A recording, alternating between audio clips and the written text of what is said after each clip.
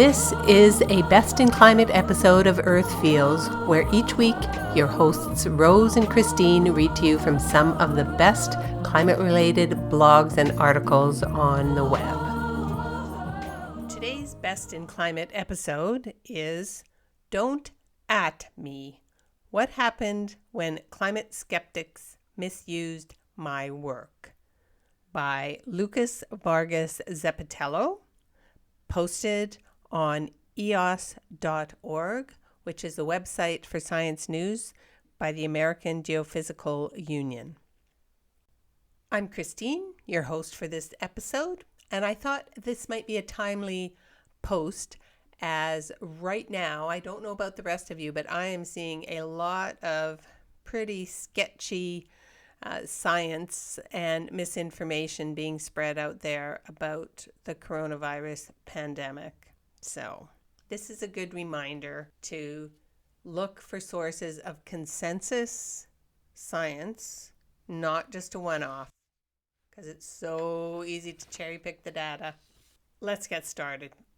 When my first peer-reviewed scientific paper was published in Geophysical Research Letters in February 2019, I felt that I had passed a significant graduate school milestone, and I celebrated the way many early career researchers do.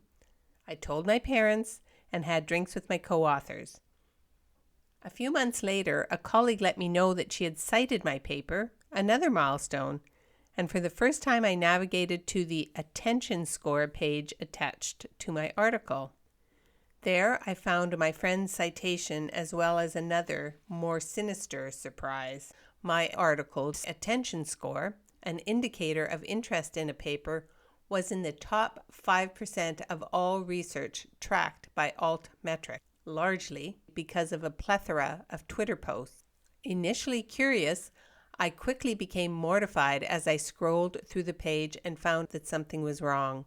Accounts with thousands of followers were using my article to substantiate their arguments that climate change is a hoax perpetrated by the scientific establishment.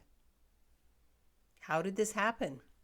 The energy budget at Earth's surface consists of several components: incoming shortwave radiation from the sun, mostly visible and ultraviolet light, and long-wave infrared radiation emitted downward by clouds, water vapor, and other greenhouse gases in Earth's atmosphere, are balanced largely by long-wave radiation emitted upward by the surface and by evaporation of liquid water from Earth's oceans. The paper in question, which I co-authored with two colleagues, concerned the long-wave radiation emitted by the atmosphere toward Earth's surface.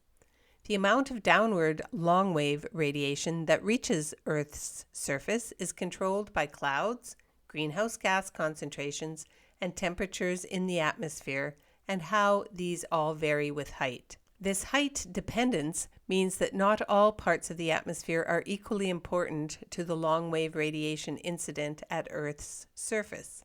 Nearly all the water vapor in the atmosphere is located within a few kilometers of the surface.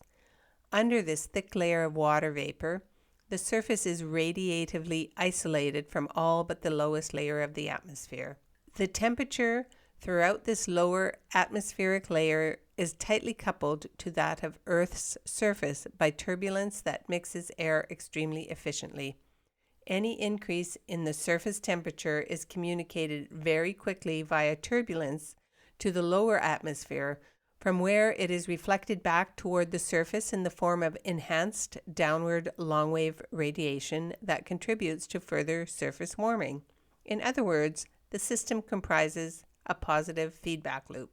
By invoking this feedback, our work explained why, when climate models are forced with high atmospheric carbon dioxide concentrations, the increase in downward long-wave radiation at the surface is much larger than the change one might expect from excess emissions alone.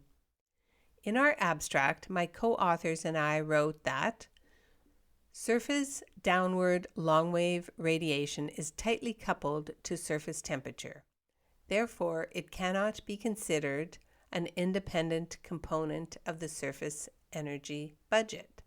The community that promoted our paper on Twitter mistakenly took that to mean that global temperature change cannot be caused by changes in the long-wave portion of the planetary energy budget, thus furthering their argument that greenhouse gas concentrations do not contribute to climate warming. Is this a logical interpretation? Absolutely not. A strong feedback between surface temperature and downwelling long-wave radiation does not mean that carbon dioxide emissions have no impact on the long-wave component of the planetary energy budget. In fact, just the opposite is true. A strong feedback means that greenhouse gas emissions can have a substantial effect on long-wave radiation. Yet I found myself scrolling through pages of posts, jeering at climate scientists and dismissing science as politically motivated propaganda. I felt sick to my stomach that my work had become part of messaging targeting legitimate climate science. Unfamiliar territory. For several days, I felt demoralized, embarrassed, and frustrated. Like many young climate scientists, I came to graduate school because I have a passion for science and because I want to use what I learned to help society mitigate and adapt to the dangerous impacts of climate change. Instead of contributing, however, my work had been incorporated into a discourse that demonizes both the scientific consensus on climate change and the scientists who publicly speak out to defend it. Worse, it felt like there was nothing I could do. As an early career scientist with no social media following and little institutional credibility, I felt completely unequipped to address this problem on my own. It seemed that my only options were to jump into the fray on Twitter or to do nothing, ignoring those who misrepresented my work and going back to doing my research. Engaging with those who misrepresented my research on their turf could play into their hands, serving only to raise their online profiles. But doing nothing widens the disconnect between science and society that is at least partially responsible for the success of campaigns to misrepresent the climate consensus in the first place. If the climate science community does not actively fight against the deliberate misuse of credible science, we run the risk of being outpaced in the battle for public opinion that has an important front on social media. Unsure of how best to proceed, I asked for help. I talked with my advisor and other faculty members in my department, and one thing became clear. I was far from alone in having my research hijacked. One mentor had her work on carbon dioxide fertilization of plants picked up by a far-right magazine in Australia that claimed her research demonstrated the positive effects of fossil fuel emissions. Another had her work on climate sensitivity misused in a report published by the Heartland Institute, a think tank that has disseminated climate misinformation to schools across America. Although these stories helped me to realize that I am not the only one who has had his or her work misrepresented, I still had no constructive avenue to respond to the community that had misrepresented my research. Climate scientists know that a vocal minority in the United States is skeptical about and often antagonistic toward the global warming consensus. But until I experienced my own work being misused, I did not fully appreciate how this skepticism and antagonism are manufactured in the context of an explicitly politicized discourse. By taking slivers of published scientific research out of context, anybody who can parse an abstract can launch an ideological crusade, masquerading as thoughtful scientific criticism against the scientific consensus. These crusades are always political.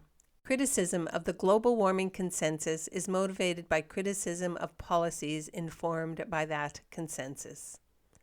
This motivation is why producing more thoughtful and accurate science does not silence skeptics or convince them of the overwhelming scientific agreement about the reality of global warming and its causes and effects, which leaves scientists and their institutions in unfamiliar territory.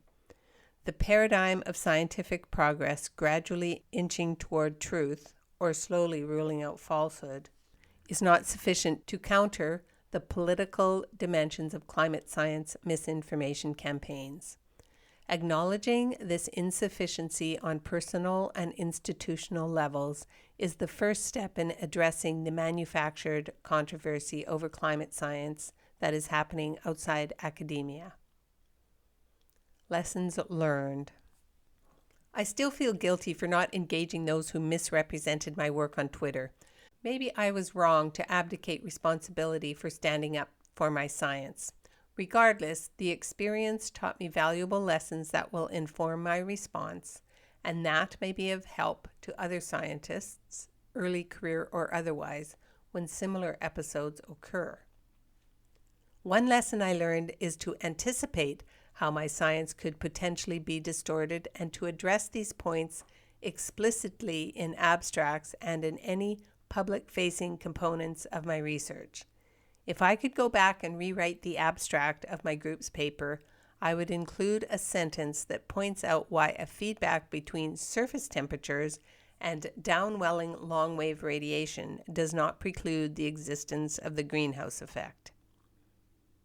Journal editors can act as a second line of defense, directing authors to acknowledge and preemptively refute points in their papers that could be misrepresented. Such refutations will undoubtedly seem obvious to trained scientists, but they are still important.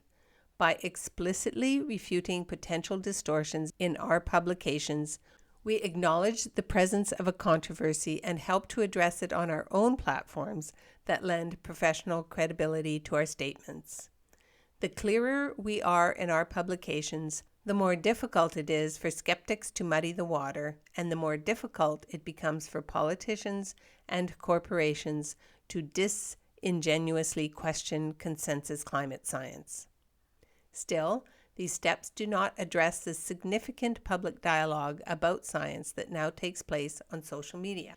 The unprecedented dissemination of information and misinformation made possible by the internet demands that scientists and their institutions evolve to meet the public's growing appetite for credible science while also acknowledging political implications of their work. Social media training offered by universities and membership organizations like AGU is important for preparing those who want to use social media to communicate science to the general public. Even though online ecosystems can feel alarmingly hostile to informed debate, we must all do our part to ensure that our work is as difficult as possible to misrepresent by addressing head-on the fact that our public-facing communications about research will be scrutinized by those with political axes to grind against climate science. We can reduce the bandwidth across which skeptics can misrepresent science on Twitter and other platforms. Ultimately, this practice will diminish their credibility. The political dimensions of climate change guarantee that climate science will continue to be misrepresented by those with ideological agendas. Climate scientists have a responsibility to untangle fact from fiction and to communicate with society clearly about the dangers of climate change. If we do not actively take on that role, others will fill the vacuum that our silence creates.